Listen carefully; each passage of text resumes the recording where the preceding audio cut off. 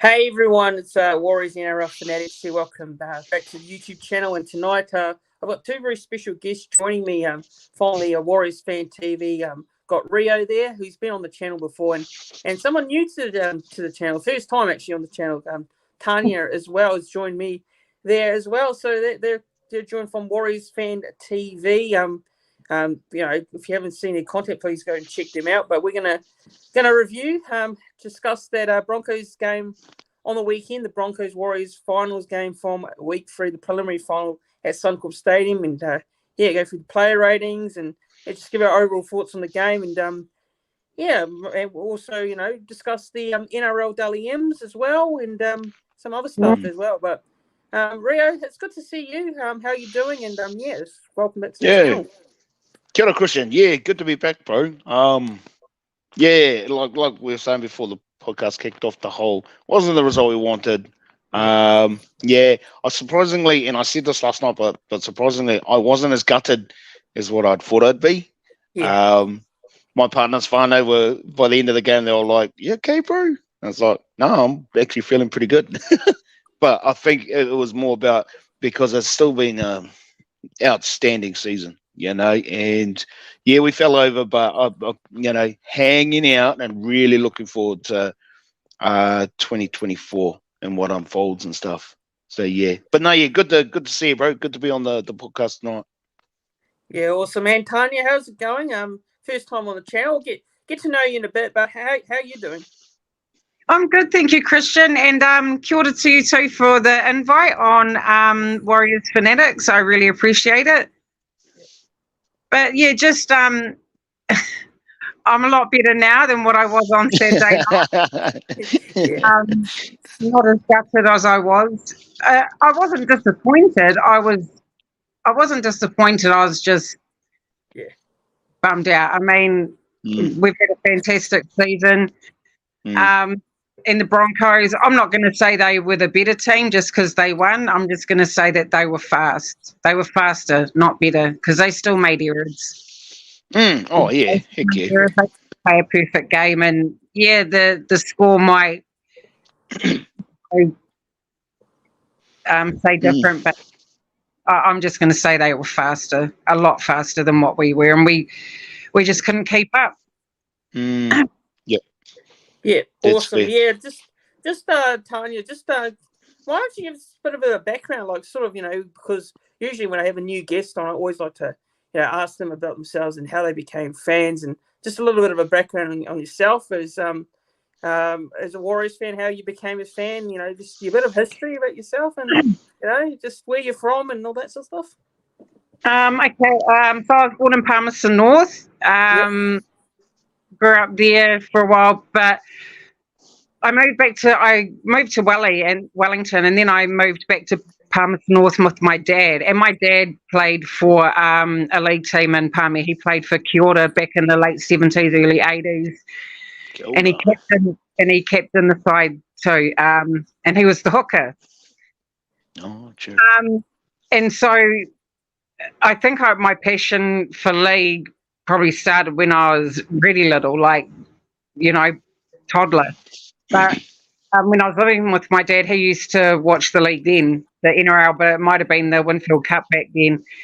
And I just started watching it. And actually, this was before the Warriors came on the scene. So I was actually a Manly supporter.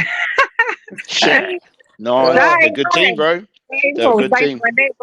That was only because Matthew Ridge and Mark Ellis, a couple of the Kiwi boys presented Manly. So, and then, and then the Warriors came out, and that was the end of the story. And I've been a follower and a, passionate fan ever since. But there's so much I can't remember of.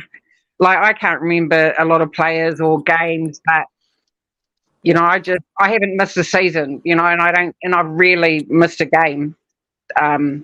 Yeah, if there's a game, is there sort of a game that, stands out for you? Like, obviously you say you don't remember too many of the games, but is there sort of one sort of game that could stand out for you? There's no Warriors fan going back?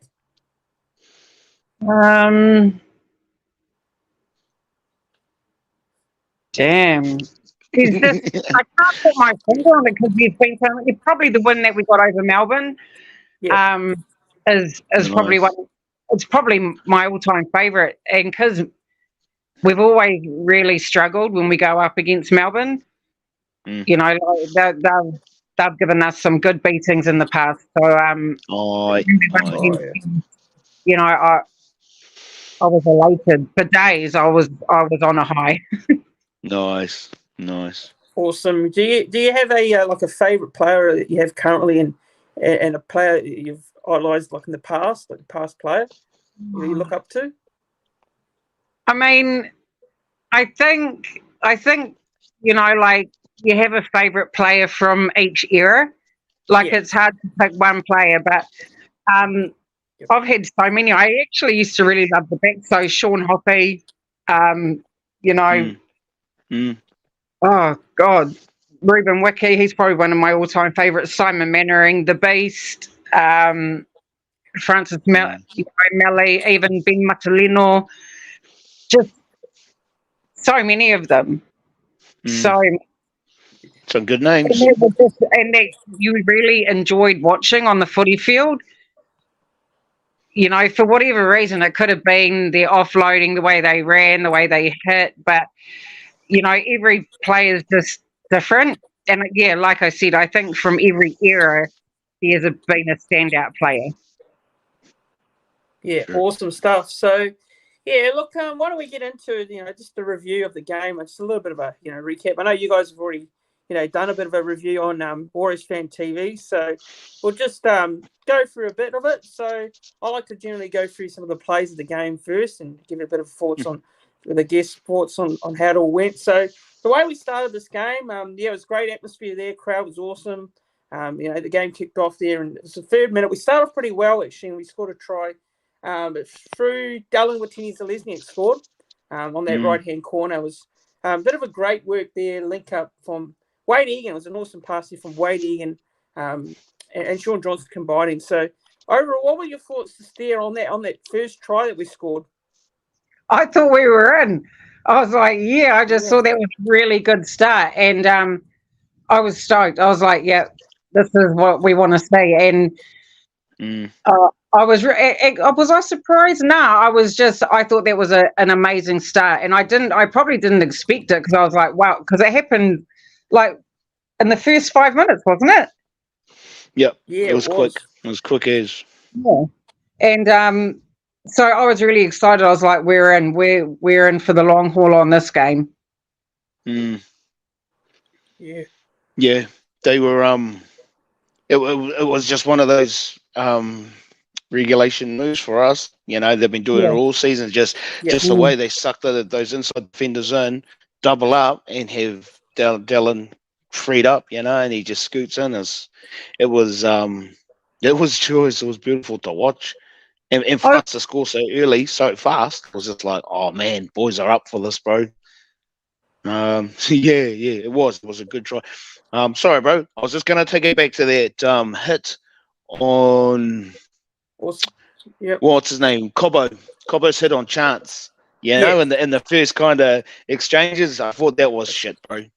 Yeah, and I was wondering if that was that was intentional, trying to put him off his game. But thankfully the boys just got on with it. But that was a good try. That was a good try, bro. Yeah, then the Broncos hit back straight away. There was tried to Billy Walters from dummy half. Yeah. What did you reckon there? Did you think it was just a great play from the Broncos, or did you feel like a defence leading to that try wasn't good enough? What are your thoughts, just generally? It was soft, bro. Jacko just took his eyes off the ball, off the marker, and right on our try line. And it's like it's drilled into you. The dummy half is always going to try there. And because I really like Jackson Ford, bro. But he was scoping the line, and that bloody Walters, he gave him a good down trail. So that was pretty sad. Soft. Yeah. And what about you? Oh, I was gutted, of course, because they replied so quickly. So yeah. I was bummed out, but yeah, man. I mean, like I just said before, they're just fast, man. Like yeah. It was kind of a bummer because our goal line D's been really good all year, and just to let one through so early in the game and so early after we scored kind of deflated that moment. Absolutely. And the Warriors are proud of them. They've been proud of their goal line defence. So many times we've driven them away, even down to 12 players. We've managed to keep them out. Yeah, and then, it was just like, oh man, really? So yeah, not good. Yeah, not good. As Will said in the chat here, it's Ford saw Flegler coming, poor guy. Yeah. So Flegler's not that scary, mate. Damn. It all really started. Yeah, it all really started off that run there by Selwyn Cobbo before they got to that play and scored that next set. So, but it's 6-4 there, and the Broncos convert the try after 9 minutes, and then Dalmatini Zalesniak, I think it was off a Reece Walsh pass. Yeah, it was. And Dalmatini Zalesniak, he races away to score an intercept try in the 13th minute there, and the Warriors get back in the lead at 8 points to 6. What were you guys feeling at that stage? Because it was try for try at the first couple of minutes of this game. So, what were you guys thinking? Oh, I think for me, bro, so Pompey missed the first conversion. Yeah. And from there, I was thinking, far out, we really need those points, bro. And then he missed the second one, and it was just like, that was another one of those little things that we just needed to ice those moments. But yeah, I mean, Dylan, hadn't seen him do a good intercept for ages. And he still had a bit of the paddock to cover. He had a long way to go. He was a long way out, but he iced it, and just the kick, just the conversion. Because when Pompey missed that second one, it was just like, oh, come on, bro, we need these kicks. Thinking, I hope this isn't going to be the whole game like that, because it's going to come back and bite us in the ass. Yeah, because those 2 points are vital, especially in finals, man. Well, and that was frustrating. But I was all in those first 10 minutes. I was like, oh man, we could, we might come away with the win at the end of this 80 minutes. But I think I got too far ahead of myself. I think I was one of them, and a lot of the Warriors fans were getting excited. When we scored that try, 8-6 up.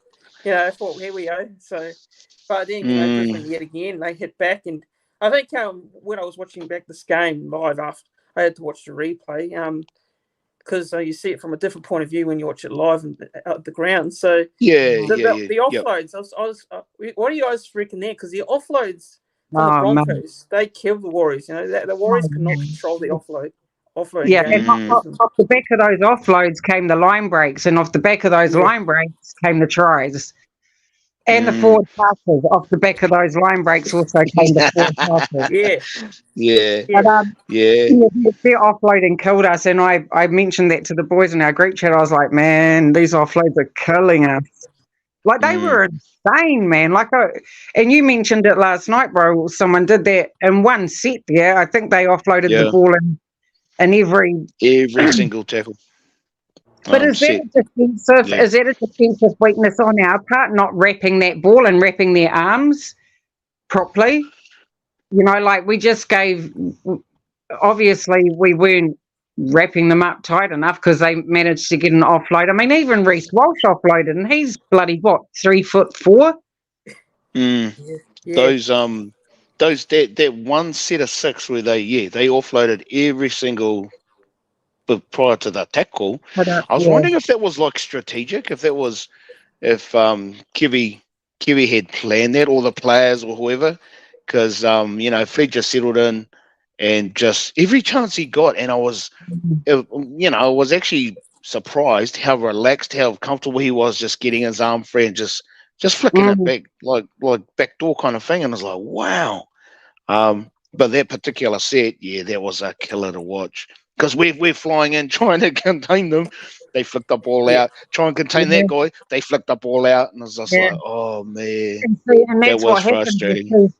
because, the boys are going in to make a tackle. So there's 2 or 3 of our boys, and they're trying to be dominant in a tackle. They offload it. Our 3 men are still standing. Do you know what I mean? Yeah. Standing, not back in the defensive line. So, like they were just, we were backpedaling after that. We were just backpedaling on our defensive line. They were just catching us out, Yeah, that was painful to watch.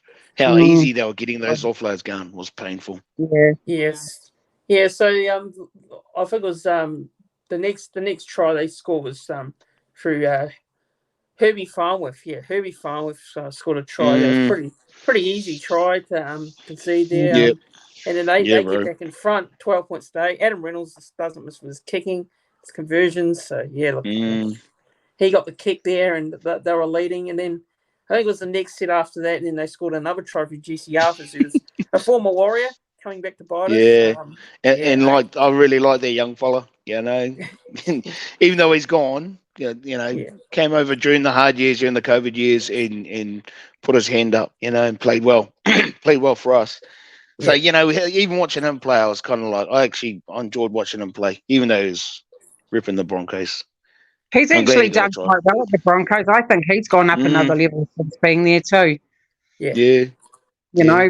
He's a bit of a meter eater, old Farnsworth. Yeah. And he's gone to the Dolphins next year, so blow for the Bronx. But so then I think it was 18-8 at that stage, and then it was the 25th minute, and Billy Walters again gets the second try of the game. So it's the second try of the game, and it was a bit just of backing up. Reece Walsh pace burst through the middle there. The Warriors defense, and it's 24-8. And it was really important that next set that the Warriors get down there, they hit back and score a try themselves, because 24-8 down, getting another try would be very important in itself. And Marcelo Montoya gets the Warriors the next try there, and what were you guys' thoughts here? Because that try there was obviously very needed for the Warriors, because at that stage the Broncos were just piling on the pressure and the points, and the Warriors. That was a nice try, though. That was a good try. Yeah, it was. No, it was, and we did. I'm just sorry, but I'm reviewing my notes. Yeah, there was 12 minutes from half time. We were under the pump, so it was good to finally get some momentum, get close enough. But even after he scored, it was the boys were pretty slow at getting to him. Like the whole congratulating, it was like they were relieved. That was by then. Heck yeah. And sorry, I was going to say too, bro. Even that second Billy Walters try, that was off the back of some the offloads, and Welsh just read it. And the Ezra man knew he was sweeping, and as soon as Ezra man got it backdoor, and he was by that stage. By the time Reece got the ball, bro, he was already in top gear and just skinned us. But Montoya's try, good try. I really don't like giving Walsh any credit. I'm just like, no. I know. Yeah. I know. Hey, like I said in our chat last night when we done our review, he's a good player, but that's all he is. He's good, he's fast, but he's not a great player, in my opinion. He's a speed hump on defense, But just that bloody pace. Grease Lightning is a very suits him, that nickname. Yeah, pretty scary when you've got that much pace in your team. In your back, and then you can work off the back of your man. That's pretty scary. But we said this ages ago. Was it Brisbane? Who did Brisbane play? Was it Melbourne? No. Yeah, it was Brisbane and Melbourne, in the pre. And even then, I mean, I even said that. I was like, far, they're fast, man. fast. I think they're even faster than Penrith, to be honest. I hope so. Yeah, so just popping into the chat here is Warriors Fan TV's. It's Nick joining. How's it going? He says, Kia ora, team. Oh, So sure. good to see you. Good to see you. Nice. Kia ora, bird. Awesome. So, just up the wires and saying, we dreamed of the top 8 and the boys gave us top 4. So, yeah. Yeah. Absolutely. It's awesome in itself. Before season kicked off, I was like, and I knew, I was like, oh, we're going to make the top 8 this year for sure. And I didn't. But then as the season drew on, I was like, man, far out, we've got a really good chance here of doing something really special. And although we didn't come away with the win, man, this season has been one of the best seasons for me as a Warriors fan. Yep. Yeah, so half-time was 24-12. So what do you guys reckon? What do you guys reckon, like, at half-time at that score? Because, obviously the Broncos deserve to lead by that much, but did you feel like we could still get back in this game, or did you feel like Brisbane had it under control? Or if we scored early, obviously there could be a chance. But what do you guys reckon, like, going into the second half? What were your thoughts? I think we could have, I mean, I'm not a coach, but I would have liked to have seen some interchanges happen earlier in the game. By 15 minutes, 15 minutes after, in that first half, a few of our boys were already gassed, and it's like, bro, man, you need to chuck out there or Sirenen,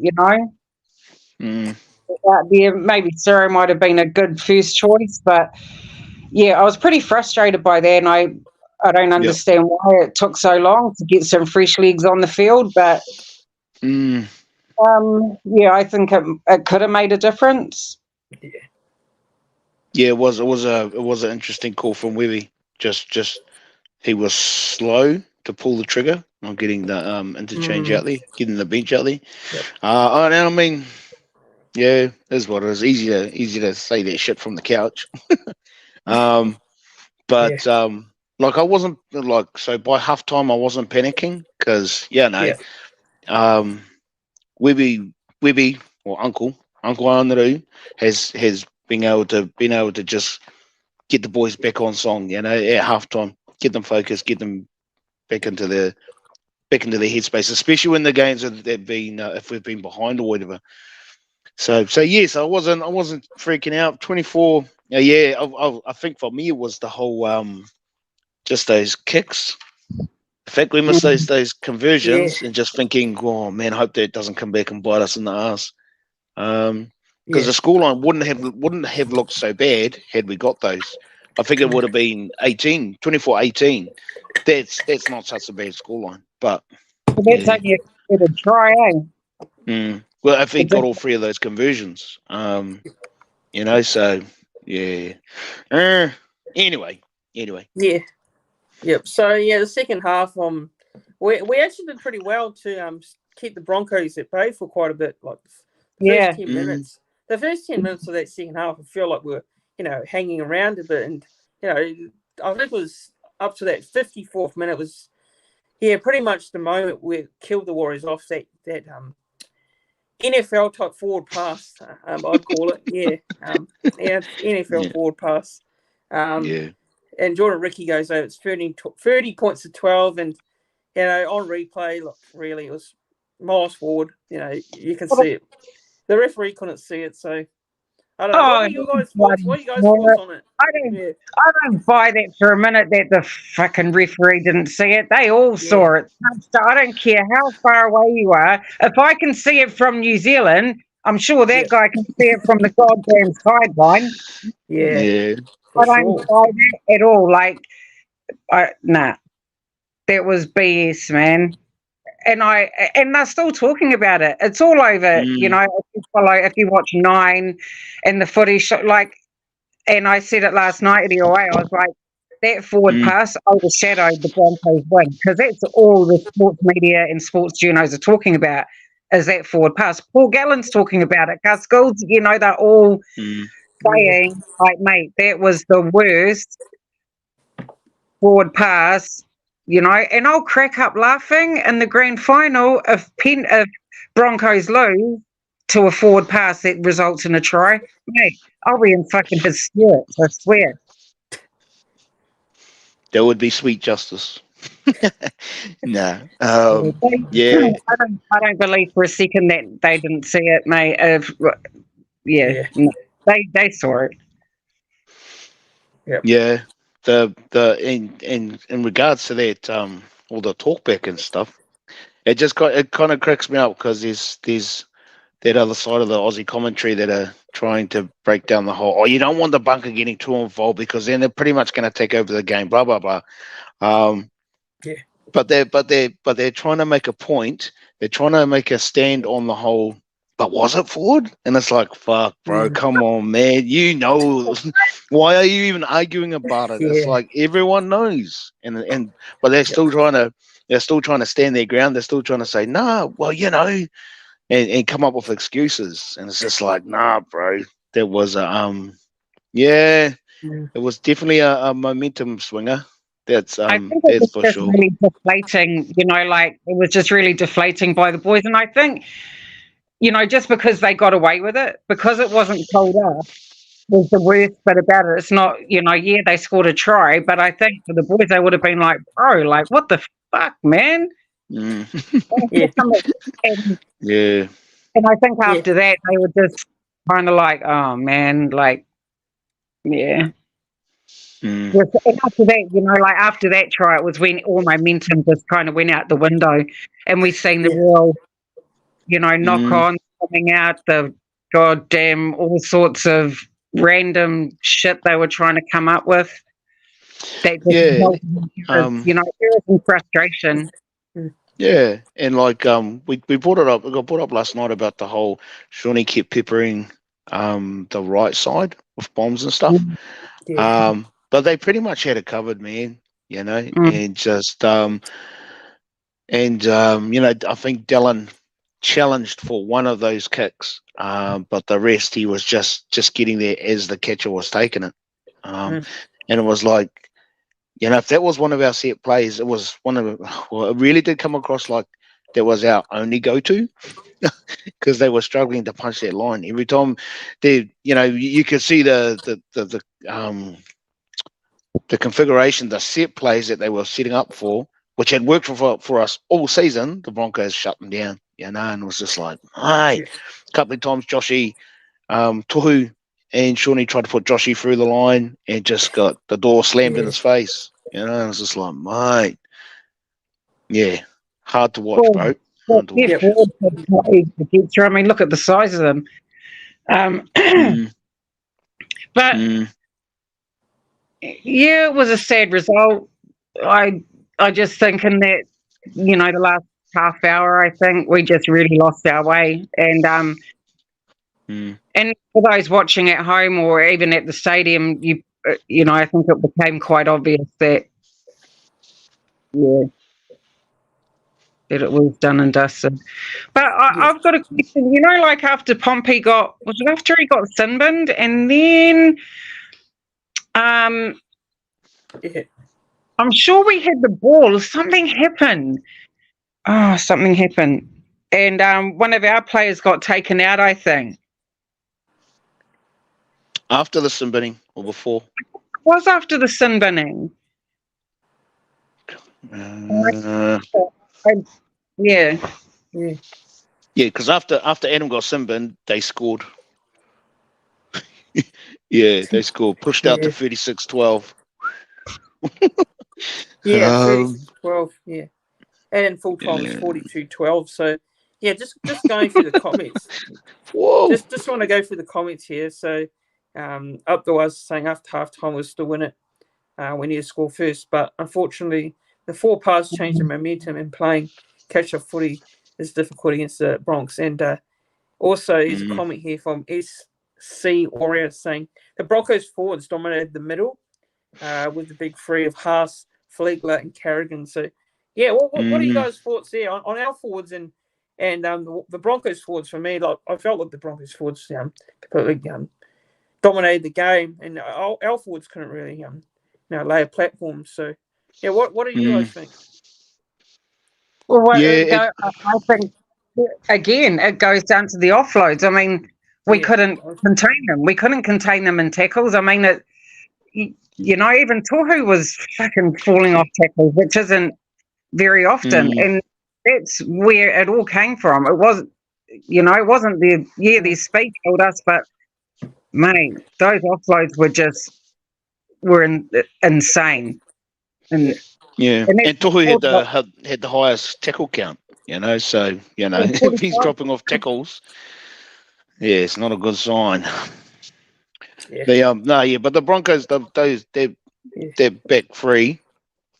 Haas in the front, sorry. Yeah, they just, it got mentioned last night about their origin experience really shone through last night. And one thing I picked up on as well was the whole, like even when we were tackling them, they were always getting on their hands and knees. They were ready to just do those quick plays. Nearly every single tackle. Yeah, and it was just like, wow, we were struggling to even roll them onto their backs.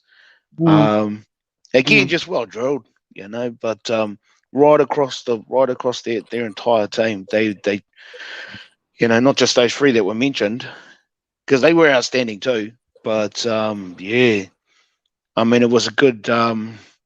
There's always learnings in everything, For our guys, it was this is what finals footy is about, the the speed of it, the intensity of it, the ferociousness of it. It's just like everything's gone up almost another half a gear.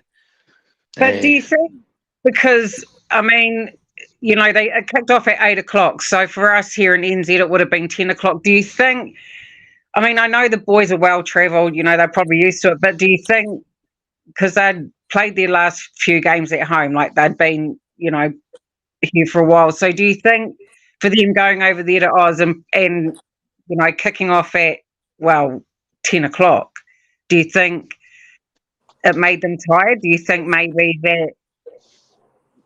that added to, I don't know. Do you know what I'm trying to say? Like, I forgot what it's called. It's like jet lag. Jet lag? But I don't know if you get jet lag after 2 hours. No, I know. Okay, I may be just hunting for excuses. Yeah. Right. Yeah, I mean, the timing of it was always gonna, the NRL, the broadcasters, they all that stuff was locked in, right from the start of the season. So it didn't matter if we were there or not. It was always going to be there at that time, kind of thing. Yep. Whether that factored into it, hard to say. Yeah. Yeah. So the score was 42-12, and Broncos scored 7 tries there. The Warriors scored 3. So Billy Walters with 2 tries, Farnworth with 2, GC Arthurs and Jordan Ricky also scored a try, and Ezra Mann.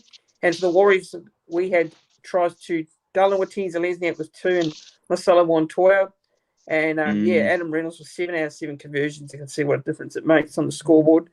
And us, we only had none from 3, so we didn't even convert any of our tries. So just as Taylor is saying here in the comments, Taylor Brooks is saying conversions are extremely important moving forward. I definitely don't think that Pompey is good enough to take conversions for us if Johnson isn't able to. So what do you guys reckon on that one? I don't we agree. might not have a choice, bro. I mean, if Johnson's, if he's back next year, he's back. But he'd already pulled up with his hammy or his cuff, whatever it was. But that's why Adam had to step up for the kicking duties. If they've got someone else in the squad that can take conversions, then as the backup, whatever. Because when Adam got Simbin, Shawnee had to do the kicks. There was no one else. So there were no tries scored after that. Conversions, but but I don't agree. I think like Pompey's only came into kicking the conversions because SJ, SJ's injury, and I mean, he missed 3. I mean, fuck.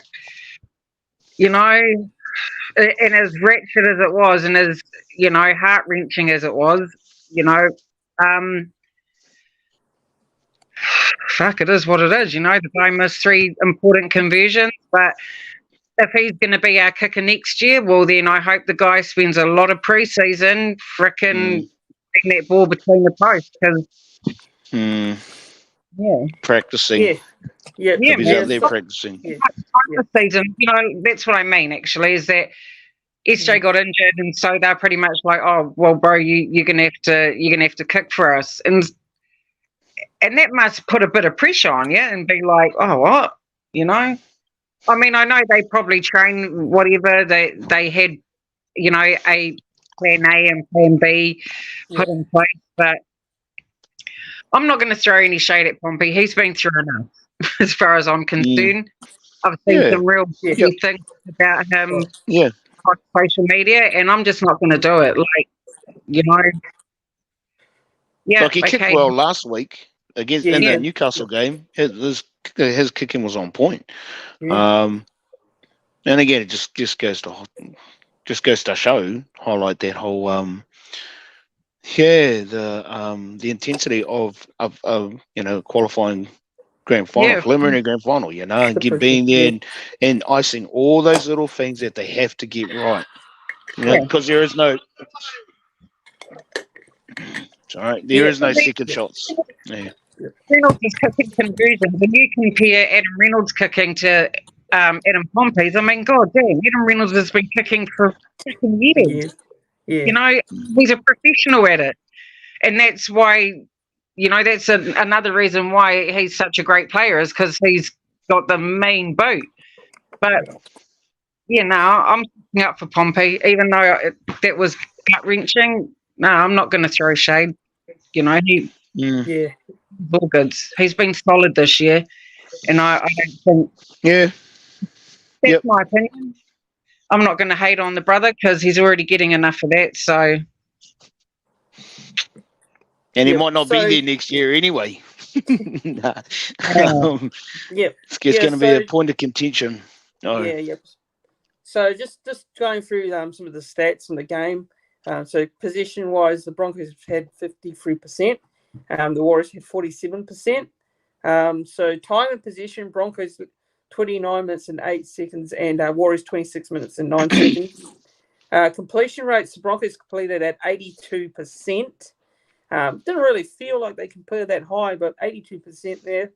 Warriors 77% completion rates. All runs 204 to the Broncos, 175 to the Warriors. All running meters there, 1,948 to the Broncos. Warriors 1,650. Wow. Post contact meters 615 to the Broncos, 470 to the Warriors. And line breaks, Broncos had 11 line breaks, and the Warriors had 4 line breaks there. So that's unsurprising. How many offloads did they have, bro? And just going through it, tackle breaks. So Broncos had 48, Warriors had 31, and kick return meters of Broncos 155, 168 to the Warriors. Offloads. Now this is the big one here. So Broncos had 23 offloads, and the Warriors had 14. 14 offloads. Yeah, so. God. Yeah, I reckon. But I said it last night, and I'm going to say it again because there's different people out there watching, that finals footy is just a whole nother level of footy. It's probably even bigger than Origin. I don't know. Well, to me, probably is because I don't watch Origin anymore, but you know, you've got to be faster. You have to be faster. You have to be better. You have to be stronger. And it's as simple as that, really. And there's no two ways about it. When it comes to finals footy, you have to be bigger, faster, and stronger. And, and that's it.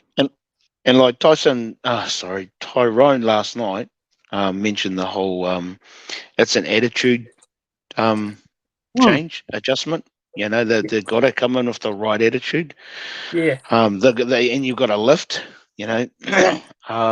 And we just didn't. We didn't. You know, we were trying. It's not like the boys weren't trying. But the Broncos came in with that attitude. It was clear as that they're going to smash whoever's out there tonight, and they're going to make a point of it. Yeah. Yeah, so just reading the rest of the stats here. So tackles made, Broncos made 299, Warriors 324. Missed tackles, Broncos 31, Warriors 48 missed tackles. Yeah, just look at it. Wow. 48 missed tackles, yeah. So yeah, that's big, man. It's a very high it's a very high count there. So our defense the season. Yeah. Our defense has been good all year, but that's probably the most highest I've seen our missed tackles in a game. So 48 there. Yeah, so SC Warriors saying here that the Broncos were too strong and able to offload with ease.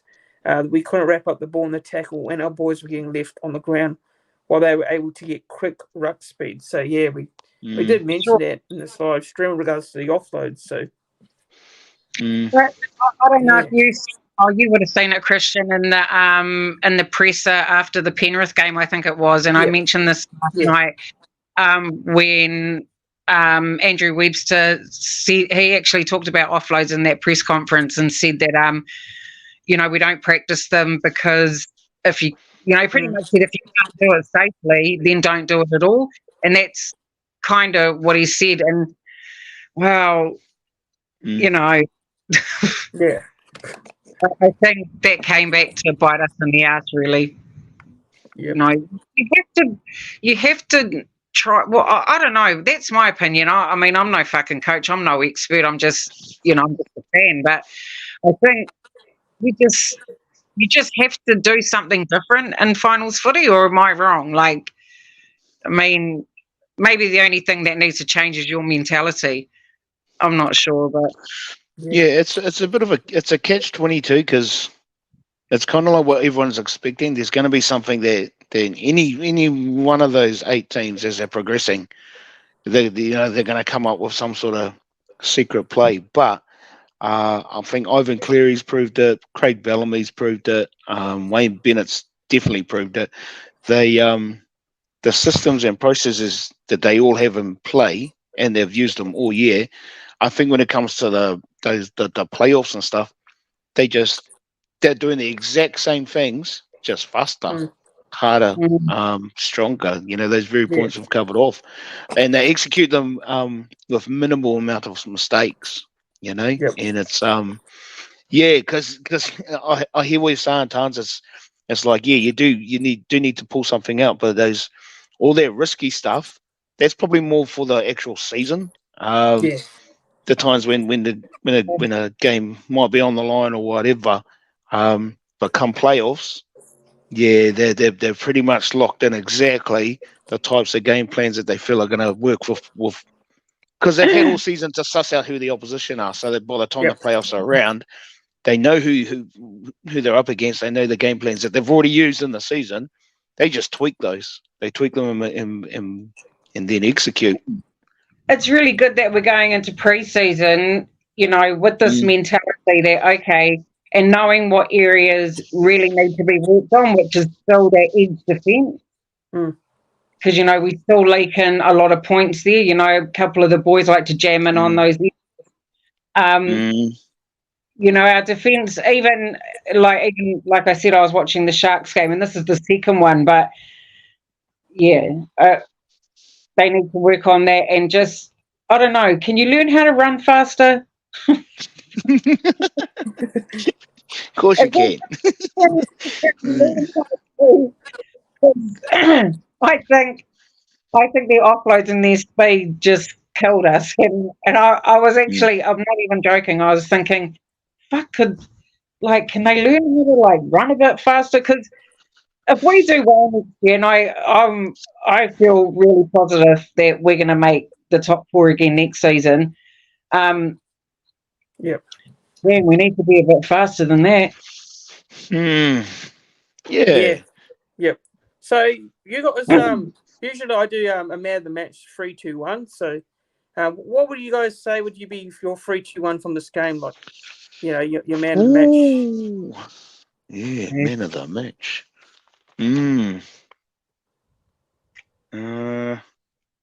Yeah, good question, bro.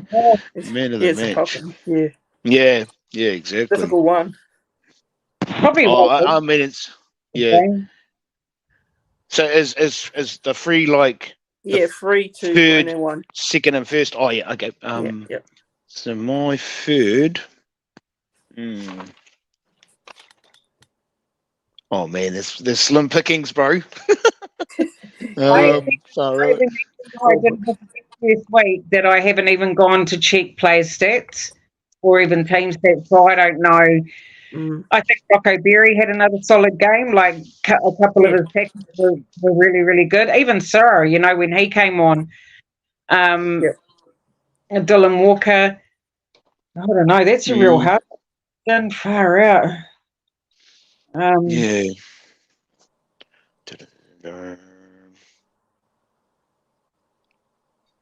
I suppose.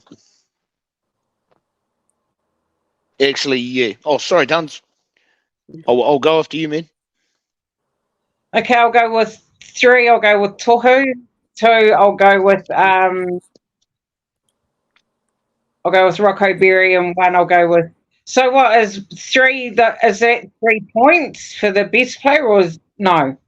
No, it's 3, and then number 1 is the man of the match. Yeah, do it that way. Okay, so third I'll go Egan. 2 I'll go Rocco Berry, and 1 I'll go Tohu Harris. All right. Yep. Yeah, I think for me 3, I'll go because you just reminded me, Duns. I'm going to go with Dylan for my third place. He because he did when he came on, he was trying stuff on. But like all of them, getting well into their second half, I think our boys are just fatigued. But he's coming third for me. Rocco second. Yeah, I got to agree with you on that one too. The young fellow was trying. He was trying his best. And you can't go past the captain, for when you look at his stats for the game, and he's done it all season. He's just led from the front, and last night was definitely one of those games. Even when we're getting smashed, he's still doing the yards. He's still putting the mahi in, and just rolls the sleeves up and gets on with it. He's very much an unsung hero. It's not until you go back over through the review stuff and see it and think, this guy. Everyone goes on about how we'd be lost without SJ. We'd definitely be lost without Tohu, bro. For sure. He's made a huge difference. Yep. So my 3, I've gone with Dylan. I've gone with Dylan Batista-Lesniak, DWZ. Number 2, I'm actually going to go with Harris there, Tohu Harris. Number 1, I'm going to go with Chance, actually. Yeah, CNK. Oh, sure.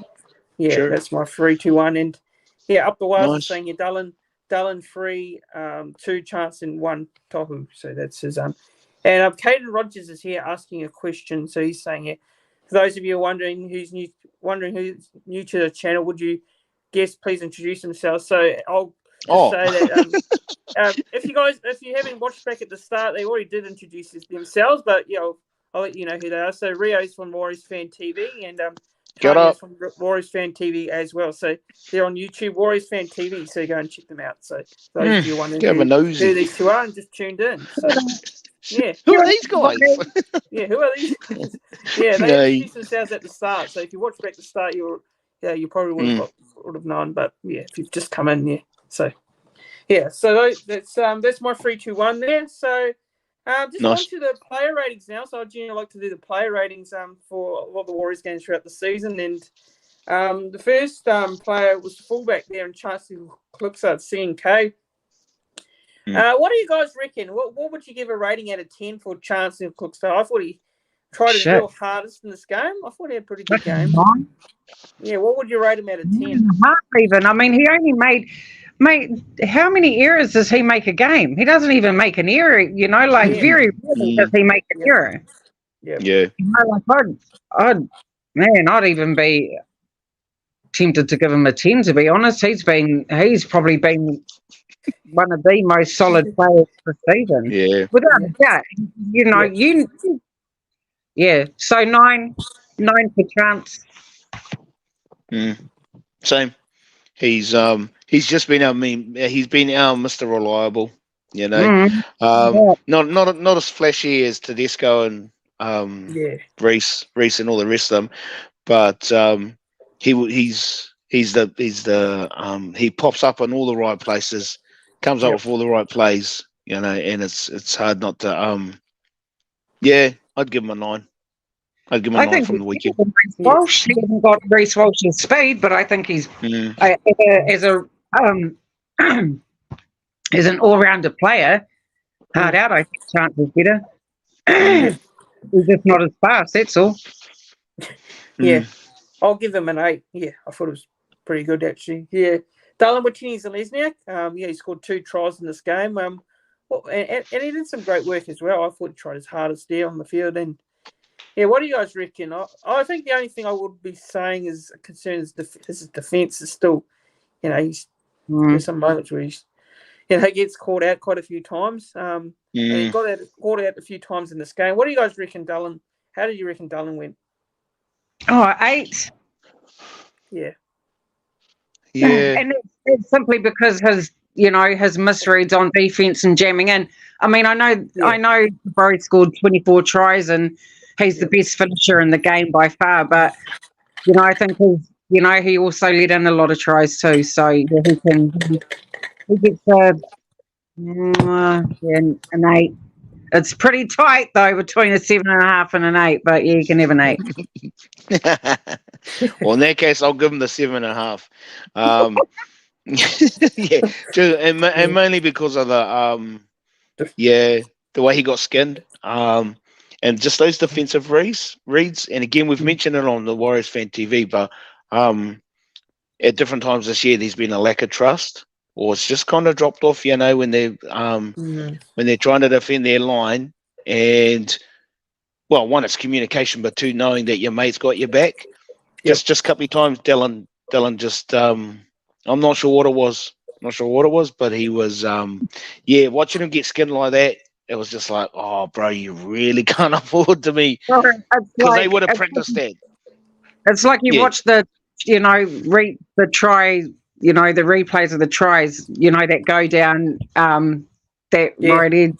Oh, and you're just like, bro, what are you doing all the way over there? Like, you are supposed to be over here. Why are you in the middle of the field? But Dylan, he can get an 8. A 7.5, actually.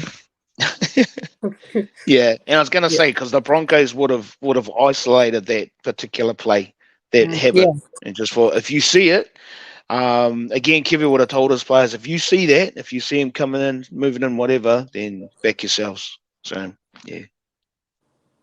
Yep, and Rocco Berry, what do you guys reckon there? Because I feel like he gets a bit of just a lot of criticism at times. I've always been a fan of Rocco Berry. I've always backed him in and that, and I think he gets a bit of fair uncharacteristic criticism sometimes. Rocco Berry, I think he defended very well in this game. Obviously, it's not easy, having the likes of Herbie Farnworth come up against you and likes of Tony Staggs, but looking at his stats, defensively he did very well. He did all right defensively. Yeah, I think he's gotten better as the season's gone on. Yeah, definitely. Sure. He's in the Knights game he was huge, man, and he was huge in the Knights game.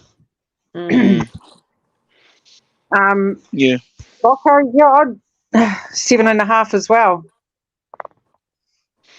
Yeah, and he just proved himself towards the back end of the season anyway.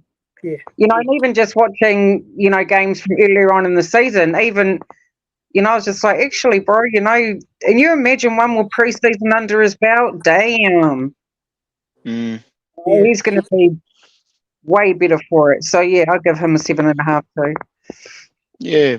And I like Rocco as well. I think Webby, because admittedly, I think it was last year when Rocco came on the scene, he, there were a lot of question marks about this young fella and does rugby convert and is he really going to make it, on the big stage.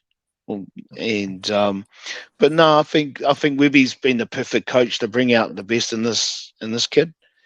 And like Rocco's just kind of just toiled away, just quietly, and just kind of got on with stuff.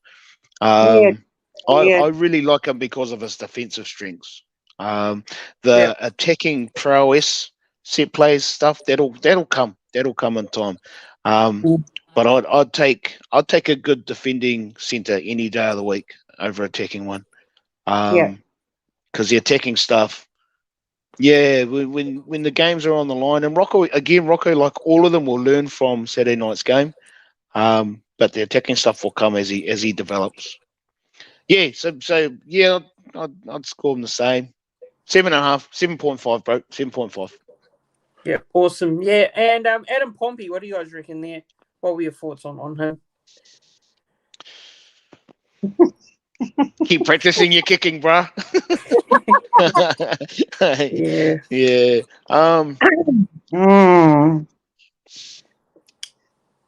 I think he just like all our backline, he just got shut down, and he was, but not that he wasn't trying, they were all trying. So, and the kicks may have missing those kicks may have kind of jolted his confidence a bit. Who knows? But hard night at the office, bro. For Adam. Yeah. For the season. Hey, for the season, are we talking about? Is this for the season or for the game? For the game. Yeah. No, I give him a. Are we talking about the season here, eh? Like player ratings throughout the season, or just that game? No, the game. Oh, sorry. Sorry, Rel. Well, yeah, he gets a 6 then. Yeah. I'd probably add a 0.5 to that. For me, 6.5. Because he is, he's stepping up. Yeah, okay, he gave away a dumb penalty. But he's going to learn from it. They're those kicking duties. Because when his radar's on, man, he's on, and it's beautiful to watch, and he relaxes into it, and just his confidence lifts and all the rest of it. I think by the time he missed that second kick, I think his confidence might have started to drop off actually. But that's just the kicking, I think play wise he wasn't too bad. Just that dumb penalty against Stagg, Courtney Staggs, Yeah. I probably should have said at the start because it was the game. Yeah, so apologies about that one. But Basalam Montoya, what do you guys reckon there? I'll say a 7. What about you guys? For this game. Yeah, 6.5, 7. Yeah, he played one of his better. Yeah. Maybe a 7. Yeah, I agree, Christian. 7. Yeah. No, that's 7 for me as well. He did kind of drop off towards the back end of the season. Yeah. But he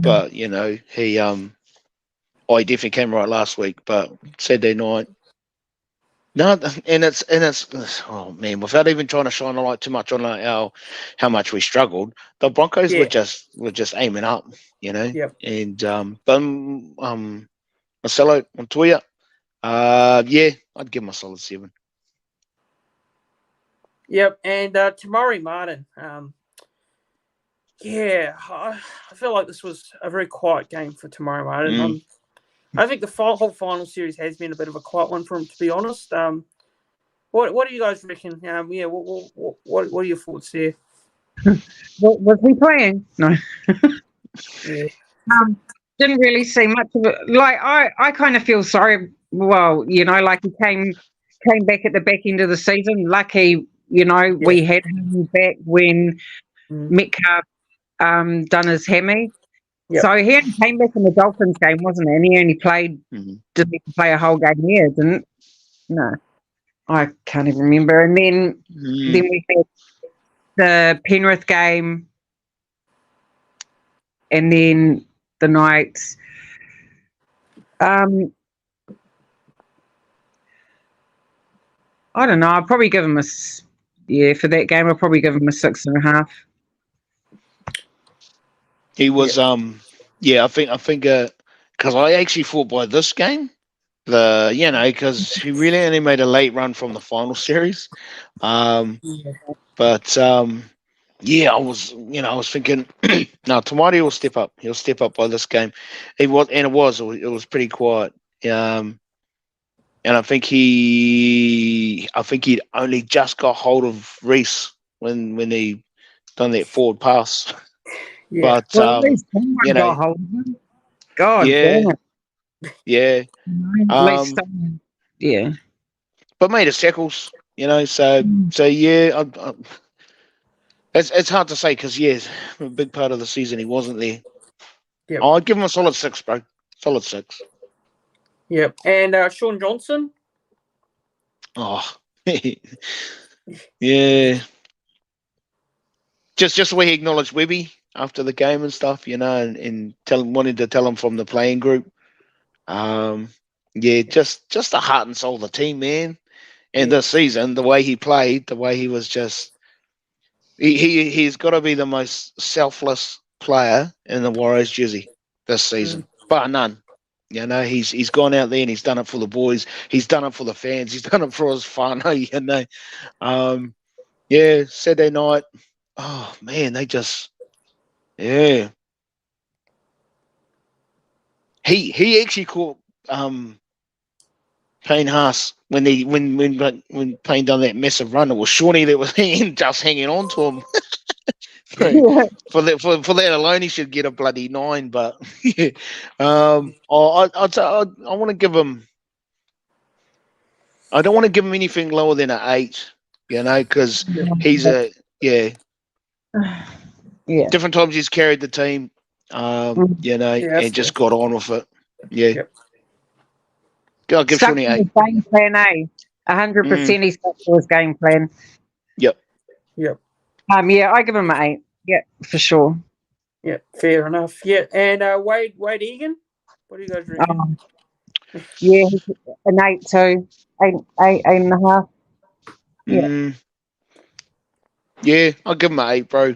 The whole just solid. Just prone to concussions, if he can. Yeah, which is, and I mean that's the life of a hooker. You're gonna take those head knocks, But a solid 8. Solid 8 for me, bro. Yep. Mitchell Barnett. Oh, damn. He was trying the offloads. He was trying to get them out there. I love his aggression, Probably blows himself out doing that because he goes hunting when he's defending. For me, just got dominated, mate. I hate saying that stuff, man, because it's like, Mitch, for me, 7.5, bro. Yeah, I'm with you, Bill. Yep, I'm with you, bro. Yep, and Jackson Ford. Yeah. And another one of those Aussies that I love, just a grinder, just a workhorse, pack horse, gets stuck in, makes little mistakes. But it's prone to little mistakes, but there's no denying he's out there to do the absolute best he can. So that Saturday night, Jacko. Oh, I wish he'd scored that try too. I thought I'd just chuck that in there because it was such a good setup, man. Oh no, I'll give Jacko it's the same as Big Barney, 7.5. Yeah, same. Damn, it's windy out there. Far out. My house is going to fall down. And Murata Niokore and Tohu Harris. What do you guys reckon there on those two? Oh, Murata was trying. Murata was trying. I actually thought, I'll probably give him yeah, like all of our forward pack except for Harris. 7.5, I reckon. Yeah. Yep. Actually, I agree with that. Yeah, and Like he Harris was running the same lines. Sorry, Yep. bro. He was running the same lines he always runs, Murata. But man. Yeah, no, they were just shutting him down. And it was their Ezra man too. Murata was running at him all night. Ezra man wasn't trying to hide away from him. He fronted. I thought, oh, well, good on you, young fella. But yeah, 7.5, bro. Yep. And Tohu. Yeah. Tohu. Yep. Oh man, he's right up there with Shawnee for me. Sharks. Gotta go 9.5, bro. Probably 9.9.9999. That close to being a 10. Yeah. I agree. Tohu definitely a 9. Yeah. Absolutely. Yep. And the bench, so got Dylan Walker, Jazz Savanga, Bailey Sir, and Josh Curran. What did you guys reckon of all those players there? What do you reckon you give them a rating? Sir, I thought he was good when he came on. I'll give him. Jazz probably a 7. Joshy and Siro probably 7.5, 8, because I think like the last 2 weeks he's really stepped up. Jazz, brother, I don't know what you are doing, brother. Yeah, not a very good game by Jazz, I don't think. Dylan Walker, an 8. He's solid, and we've talked about Dylan or Walker radio, like he just swings that momentum when he comes on. He just brings an energy, and I don't know, the boys, they just must feel better when he's on. But Walker, 7.5, 8. I think everyone in the team, apart from Chance and Tohu, probably deserve a 7.5 on those two. Yeah. If I was to throw a blanket over the bench, they pretty much all get the same score. Yeah. Same as Tans. I'm pushing between 7.5 and 8. Probably leaning more towards the 7.5. Yeah. And sad to see Bailey go out like that too. Sorry, because I really like Bailey Serenan. And I hope the young fella does well wherever he lands, whatever club he ends up at. Yep. So that's the player ratings, and that's the review now. So that's all done for the Warriors. For the season. So just want to give you guys overall thoughts. What are your overall thoughts on the season before I give your picks on like your thoughts on the Dally M's coming up this Wednesday? So what would you overall, what were your thoughts on throughout the season, throughout the Warriors season? What would you say? I can't remember the last time I've enjoyed a season so much. Yep. Well, I've enjoyed even the losses this year haven't, except for that one. But I mean, there have been way more highs than lows this year. Yep. There is so much more to celebrate this year than not. Like, I just think, by far this is probably one of the best seasons I've been a part of. And I'm blessed to be a Warriors fan. Let's put it that way. Yeah. I think for me, it's just been a real.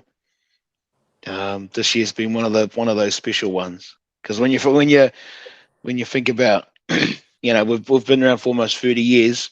In that entire time, we've probably only had maybe 5 good years.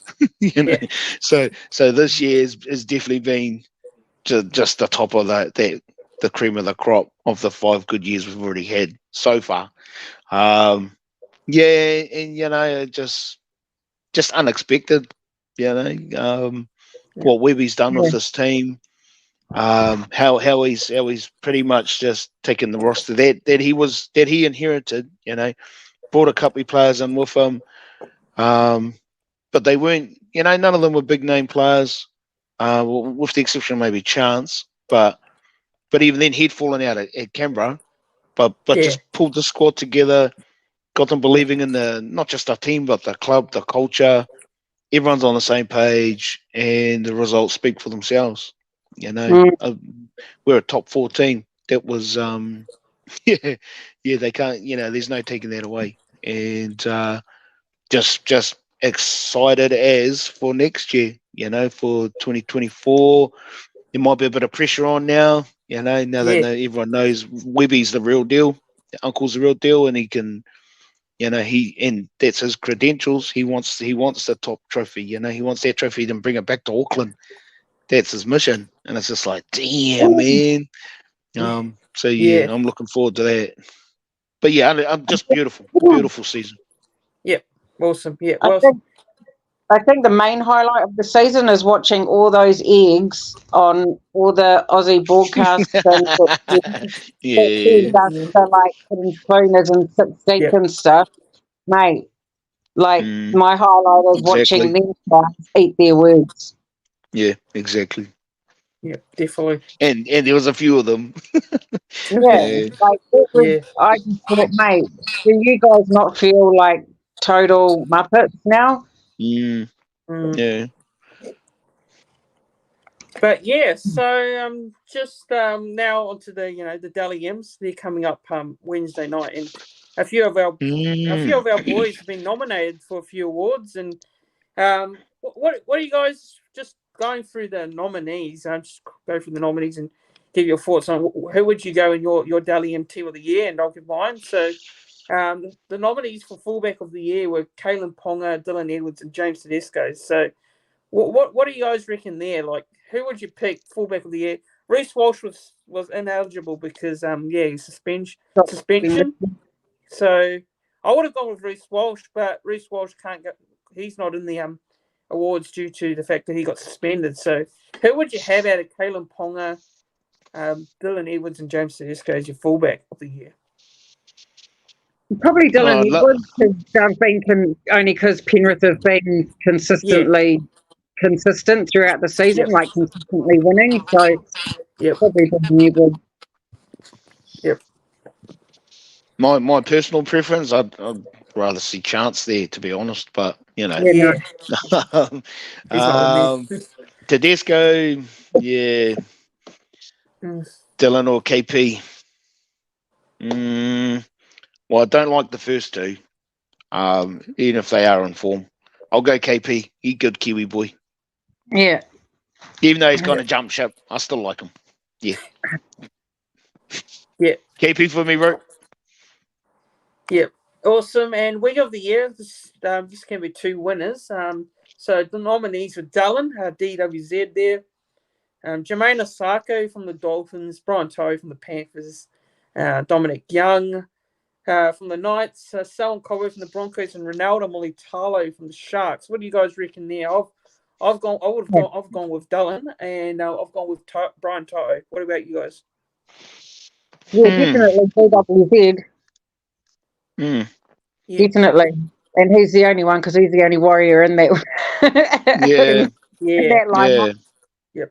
Again. And Dom Young. Dom Young's pretty. I don't want to go with the big name teams. I did with Dylan Edwards, but Dom Young. Yeah. I think my preference again would be Dylan and Montoya, but Montoya's not there, so I'll go with Ronaldo, bro. Dylan and Ronaldo. Ronaldo, good Kiwi lad. Lippy gets a bit bit cheeky, but I love that. I just think good on him. If he's going to do that and just go hard. So even though he's probably featured for all the wrong things this year. Ronaldo for me, bro. Yep. And centre of the year, so the nominees were Stephen Crichton, Bradman Best, Tony Staggs, Campbell Graham, Herbie Farnworth, and Isaac Tago. I would go with Stephen Crichton and Herbie Farnworth. What would you guys go with in terms of your team of the year for the centres? I'd go with Bradman Best and Stephen Crichton. I'll go with Courtney Staggs. I've always liked him. He's just that low centre, strong as, fast as, and when he's busting the line, he's not just busting it, he's breaking the house down. He's tearing defenders in half. Courtney, and as much as I don't like this guy, I'll go Crichton. Yeah. Team Crichton. Yeah. And SC Warriors saying here, he'll be fine with he would go with as a centre of the year there. So, yeah, then we've got the 5'8" for the year. So there's only like 3 options here. And it's Ezra Mann from the Broncos, Cameron Munster from the Melbourne Storm, and Cody Walker from the Rabbitohs. And I personally would go with Ezra Mann as my 5'8" for my Dally M team of the year. What would you guys go with? Oh, I'll go Walker, bro. I've always liked Cody Walker. I'll go with Cody Walker. Yeah. Yeah. Yep, and halfback of the year, we know who we're going to go with here, but Nathan Cleary, David Shearer and Sean Johnson. Obviously, Sean Johnson. That's pretty easy for me. Yeah, bro. Yes. Nice Sean and Johnson. Easy. Yeah. And, Sean Johnson for the Dally M as well. Yeah, I reckon he'll win it. Yeah. Yep. Absolutely. And, hooker of the year. So Wade Egan's been nominated as well, so it's great to see Wade Egan's name in there. So he's in there with Apasai Coruscant from the Tigers and Harry Grant. So who would you guys go with? I'd love to see Wade Egan win it, personally, but I feel like they'll give it to Harry Grant. But, yeah, who would you guys go with? Oh, definitely Wade, but you're right there, Christian. They'll go with Harry Grant. He's one of the golden boys of rugby league at the moment. They love talking about him. Got to go off the Warrior, bro. Hey, Warriors rep. Awesome. Yeah. Awesome. Yeah. So prop of the year. So two winners for this award as well. So you got the nominees of Lindsay Collins, Payne Haas, James Fisher-Harris, Nelson the Circus Solomona, Jake Travojevic, Adam Fanua-Blake. For me, it's AFB and Payne Haas. What about you guys? AFB they're missing they're missing Mitch Barnett. No. Aiden's locked that in. I think I like the other two Kiwi front rows, James Fisher-Harris and Nelson. Big nasty. I'll go Fisher-Harris. Yeah. So Aiden and James. Yeah, same here. Without a doubt. Yep. And second rowers of the year. So you got Liam Martin, Britton Niokora from the Sharks, Tyson Frizzell from the Knights, Hamoli Olakuatu, David Fafita, Hudson Young. I've gone with David Fafita and Liam Martin. What about you guys? I'll go with Britton Niokora and read them again, please. So the nominees were Liam Martin, Britton Niokora, Tyson Frizzell, Hamoli Olakuatu, and Hudson Young, David Fafita and Hudson Young. Yeah, I think Britton Niokora was pretty good this year. He scored a couple of tries too, that boy. Yeah. Probably Britton Niokora and Tyson Frizzell for me. Even though Homole Olakuatu had a mean season, but yeah, for me it'll be Tyson Frizzell and Britton. It's a bit of a travesty, bro. There's no other Warriors in there, and only one Kiwi. It's like, really? I'll go Britton, Niokora, and David Fafita. I really wanted to see Marata drop that Fafita in that game too, but maybe next year. Yeah. And lock of the year. So you got Tohu Harris here, Isaiah Yeo, and Patrick Carrigan. So, look, I want to see Tohu Harris win it, obviously. If I was being one-eyed Warriors fan bias, I would love to see him win it, but I feel like they're going to give it to Patrick Carrigan here, so as he's been pretty consistent all year. So, what do you guys reckon? Would you go and pick Harris? Yeah, of course, all day, every day, mate. Warriors, all day. Just like Wade, bro, got to go after Warriors. Not just the Warrior, but the Warriors captain. Hey, the other two are toast. Yeah. Yeah, and Coach of the Year. So we've got Andrew Webster, Kevin Walters, and Ivan Cleary. Obviously, going to go with Andrew Webster here. It's pretty simple for me. Yeah, Andrew Webster. Yeah. Yep. What about you Uncle guys? Anaru. Uncle Yep. Anaru. Yep. And Captain of the Year. So Captain of the Year, you got Tohu Harris here, Isaiah Yeo, and Adam Reynolds. Yeah, those are the three options. So what do you guys reckon for Captain of the Year? Tohu for sure. Yeah. Like the other two have done good jobs, and I do like that Adam Reynolds, but it's Tohu all the way. Yeah. But Isaiah Yeo ain't the only captain for the Penrith. There's Nathan Cleary and Isaiah Yeo that are the captains. Yeah. So that should be disallowed because there's two captains. Yeah.